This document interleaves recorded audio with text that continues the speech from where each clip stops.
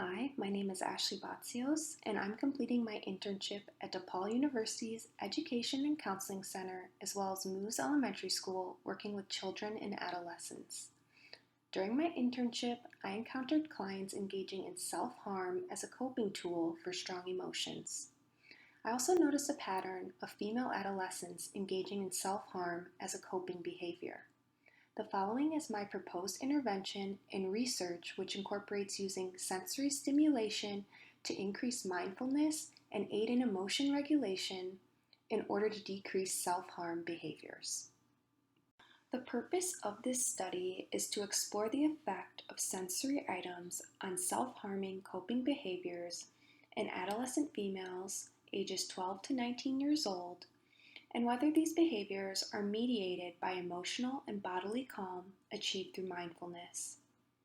The purpose of a crisis kit intervention is to provide clients with coping tools that help them manage distress and regulate emotions during urges to self-harm. It is predicted that the use of sensory items will increase emotional and bodily calm and aid in emotional regulation, resulting in decrease in distress and self-harming coping behaviors. I thought it would be helpful to define some terms used in the study for those who may not be aware. Self-harm is a deliberate and direct destruction of the body tissue without conscious suicidal intent. Examples of this could be cutting, hitting yourself with an object, scratching. It's important to know that there's not a conscious suicidal intent with this behavior. Next, emotional regulation is how the mind, body, and feelings all communicate with each other.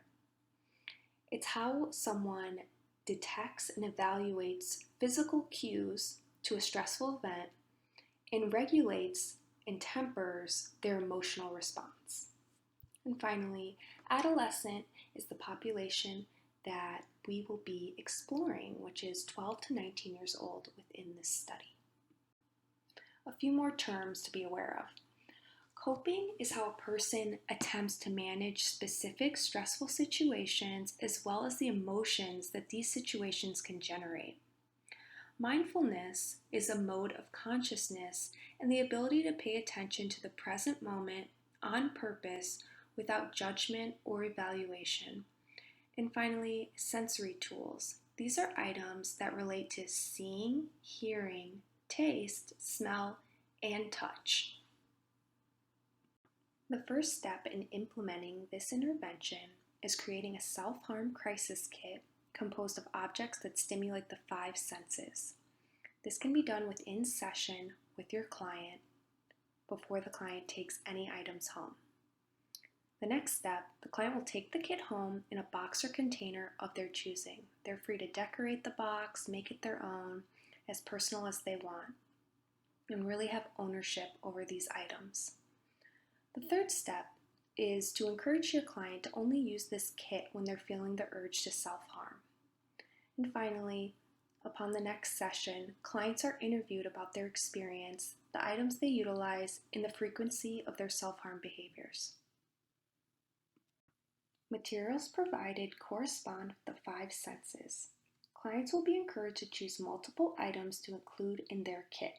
For example, a kit may include a journal, headphones, mints, essential oils, a small plush toy, and a Rubik's Cube. Here's an example of a real-life crisis kit. As you can see, the items can vary and is very personal to the person creating it. It really is about what resonates with the person individually. For example, a client I saw felt a sense of calm and safety when holding her teddy bear. This client expressed feeling protected and safe when holding this item, and for that reason, it would be included in the crisis kit. While I was not able to fully implement the intervention, a similar study had relevant qualitative findings. The study that initially inspired this intervention used sensory rooms in a psychiatric inpatient facility in an attempt to regulate strong feelings that often result in restraining. Through interviews, the study found patients speaking positively about the experience and highlighting words such as bodily calm, emotional calm, empowerment, and overall surprise at the effectiveness of the sensory room. Here are some quotes from the patients about their experience. In a similar intervention model, a mind-body therapeutic approach called Mindful Awareness in Body-Oriented Therapy, or MABT, was used to teach fundamental interoceptive awareness. Interoceptive awareness includes identifying, assessing, and appraising bodily signals that are components of emotions. This therapy was delivered once per week for 8 weeks, and the results showed an increase in ability to regulate emotions, manage symptoms of stress, and support overall well-being. With this study in mind in relation to my own intervention, I foresee a reduction in self-harm coping behaviors and an increase in the ability to regulate and manage emotions.